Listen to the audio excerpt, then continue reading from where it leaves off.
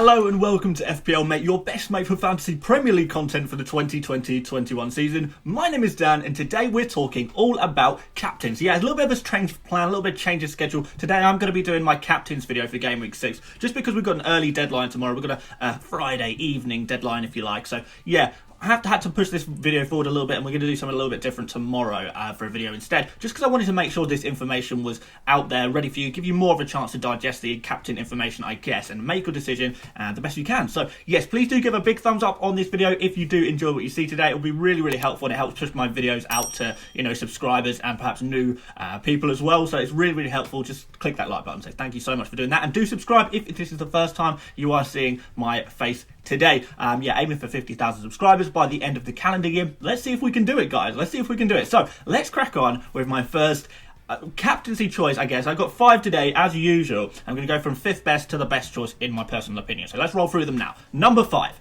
is Sergio Aguero. We'll start off with the Manchester City representative for this list. This time we'll go for Aguero. I do like to include a Manchester City player, or at least, most weeks, I guess, because you've got to have a Man City player, So yeah, it's a bit of a risk going for Aguero, and Aguero, he did manage just only one shot in his first game back last week against Arsenal, but he did provide a lot of creativity in that match, which a lot of people might not have picked up on. So 3 key passes, 2 big chances creative, giving him an expected assists of actually 0.87. That's not too bad at all. But what I like about Aguero is that because he played, midweek in the Champions League, in that game, despite the fact that Sterling, Gundogan and Mahrez, all of those guys were on the pitch, Aguero took the penalty anyway and he scored it. So we've got ourselves a penalty taker here, at least until Kevin De Bruyne comes back. Who knows when he's going to come back? It's probably going to be soon. He is back in training. But yeah, Aguero, really, really nice differential pick. Only 2.2% of FPL managers own him right now, which is just super low considering the player we're talking about right now, right? So he's only 10.4 million as well, which is the lowest he's ever been. And most importantly, although we haven't really got much data to back up this season, we know that when Aguero is fit, he scores goals. 1 goal contribution for every 81 minutes on the pitch last season. And, whilst we know that Aguero is not necessarily a season keeper, he's a player that if you own and captain at the right moments, he can offer pretty much the biggest rank boost of any player. West Ham away is the fixture. I'm sure a lot of you guys have mixed feelings about this one, and I totally get that. West Ham did show their fragilities early on in that game against Spurs last weekend, but in general, they've not been too bad in defence. Expected stats have them as the best league for expected goals conceded, and the best for expected clean sheets so far as well. So it is important to remember that West Ham are one of those teams, they haven't conceded any penalties yet. So that might be skewing the results a little bit, making them look slightly better than they actually are statistically speaking. Still, they've only conceded 13 shots on target all season, none from set pieces, and only 7 big chances as well, which is, that's actually lower than it sounds. I'm not going to convince you that this is an amazing fixture, because it isn't. You've got to remember that this is not the West Ham of last season, which were just shipping goals non-stop. But if West Ham do have a slow start like they did against Spurs last weekend, Aguero really could punish them, and I think that's why it's worth considering going for Aguero if you have him. So it's a really interesting choice, isn't it? So we'll move on to number 4, and it's HeungMin Son. Son, again, has to go on the list because, the insane form he's been in, right? 58 FPL points in 5 games, which means he's averaging well over 11 points per game. You can't really argue with that. That's insane returns for your money. And I hope by now, most of you guys will have Son in your FPL teams. So I've spoken a little bit before about the reason that I struggle to put Son at the top of these lists, I guess, because he is overperforming his expected goals by quite some bit. That's not necessarily a bad thing. He's obviously a very clinical player, but I'm not sure he's clinical enough for this to continue at the same rate forever. So he's had 12 shots so far in 5 games. 9 of those have been on target, and 7 of those are goals. That's super, super clinical. So he's literally scoring with more than half of the shots that he's taking. I'm not saying that he won't continue to score goals, but that's just a crazy rate, and I wouldn't be surprised if it just dropped off just a little bit. But still, he is getting really high quality chances, better than sort of ever. He's another one of those players, when he plays, he scores, doesn't he? 3.61 expected goals so far with 2.19 expected assists. Obviously, his output is a lot higher than that. And, he's just got this amazing partnership with Kane that can't be beaten right now. He plays Burnley, and I guess this is where the problems start to creep out. Yes, you could say that Burnley have had a slow start, but they had a lot of defensive injuries to some key players. And actually, although they've conceded 8 goals in 8 games 8 goals in 4 games. I'm trying to get my words muddled up right now. Their expected stats do suggest they're a little bit better. I think they're only expected to have conceded something like 4.5 goals so far, and this could potentially be put down to the injuries that they've had, I guess. You've got Tarkowski back now. They actually managed to keep a clean sheet last game, didn't they, against West Brom? West Brom actually could be scoring a fair few goals as well. So what I'm saying is, it's very possible that Burnley have got their defensive mojo back. But honestly, I don't think they've come up against some really strong attacking teams yet, so it's definitely too early to say for sure. And around a year ago, I believe it was one of Mourinho's first games, Spurs beat Burnley 5-0. Son got a goal and an assist in that game. That game was at home. This one is away, of course. I'm not fully convinced by this one, not going to lie to you guys, but on the form of the player, you have to say that Son is a fantastic captain pick, but there are others I prefer, so let's go to them. Sadio Mane is my number 3 pick, so first time this season, I'm actually going to put Sadio Mane on my top captains list, and it's about time really, isn't it? So Mane, I'm really liking the look of him in terms of open play. We often do the whole Salah versus Mane debate a few times this season, to be fair. And at this point, from open play at least, Mane wins it. His non-penalty expected goals is almost one higher than Salah with 3.54. That's only beaten by Calvert-Lewin, Son and Kane, despite the fact that those guys, they've all played 5 games. Mane has played 4 games. What we can see as usual is while Salah takes a lot more shots, Mane's chances are of a much higher quality. Salah has had 4 big chances, presumably mostly penalties, of course. Mane has had an entire 7 big chances to score. And again, I have to reiterate, this is in 4 games. He's had 7 big chances to score. Only Calvert-Lewin beats that stat with 8. Creatively speaking, okay, Salah beats Mane by quite some bit. Mane has only created 1 big chance out of the 8 chances he's created. It's nothing amazing, really, but for those of you guys watching Liverpool, maybe some of you guys watching are Liverpool fans as well, maybe you can share your thoughts with me. I feel like Mane has looked like the better player so far this season, right? Maybe. I know it doesn't, count for everything in FPL, but I think we should all be on Mane watch at least, and definitely consider him as a captaincy option if we have him.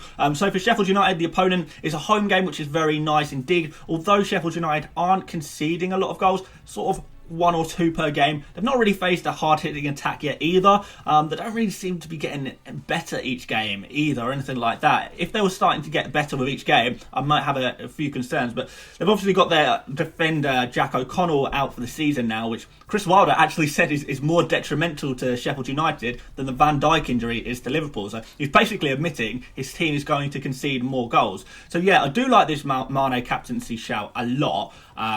But there are 2 I prefer. So, number 2, Harry Kane. So yes, I've spent a lot of time mulling over who to put first and who to put second. I think there's hardly anything between my 2 top captaincy choices this week. Really just go for who you want. It's a real tough decision. I'll explain my reasoning in just one moment. But let's talk about Harry Kane. So, on form alone, he's number 1, isn't he? He's the top dog. He's got all of the goal-scoring form of prime Kane from a couple of years ago, I guess. And yet, he's got all the creative form of prime KDB of last year, I guess. So he's literally like having 2 players on the pitch at once that occupy 1 slot in your FPL team. And this is literally reflected on the pitch when he plays. When it's time to drop back deep and create, he's always in the correct deep creative areas. When it's time to attack and score, suddenly it's in the exact correct attacking positions further up the pitch. It's like FPL have got a buy one get one free on premium players, and you get it all in one package with Harry Kane. And honestly, I've said this before, but I think Kane is probably the most important player in FPL right now. Statistically, only Salah really comes close to him in terms of goals and assists, or likelihood to get goals and assists.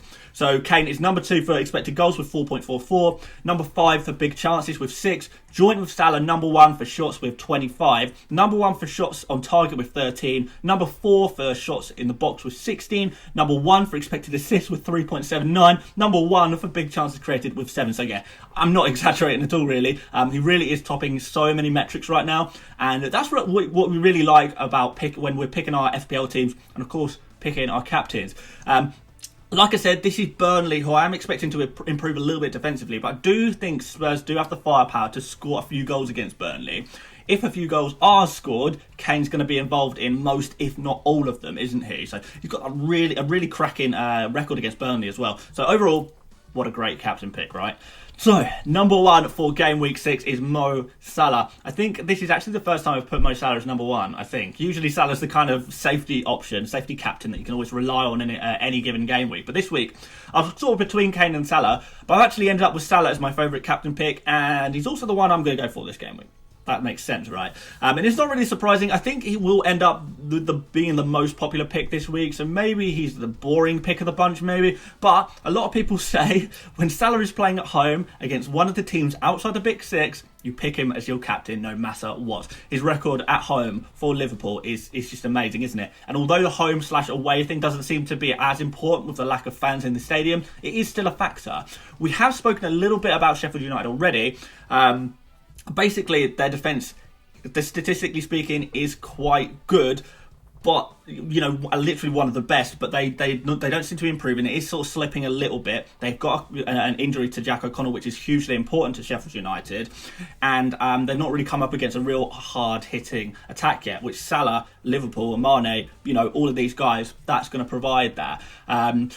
But like I said, he is one of the only players, Salah, that is matching Kane in terms of having like insane stats. So in 5 games so far this season, amongst Premier League players, Salah is number 1 for total shots with 25, number 3 for shots on target with 11, number 1 for shots in the box with 19. His non-penalty expected goals does let him down a little bit, where he's actually 7th in that statistic, which is actually lower than Che Adams, if you'll believe that. But he does take penalties, so penalties are still important.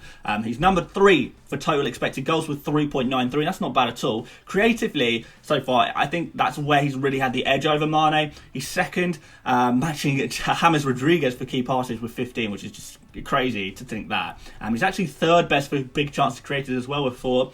He's also 2nd best in the league for expected assists with 2.87, only behind Kane. And considering he's only got 1 assist so far, with an expected assist of 2.87. We can probably expect him to get a few assists fairly soon, right? So the stats look great, but do they look that much better than Kane's? Probably not, if I'm honest. They're probably about even, aren't they? Maybe Kane slightly edges it. So why am I going for Salah? Well, there's 2 factors. Number 1, Liverpool play their game at home.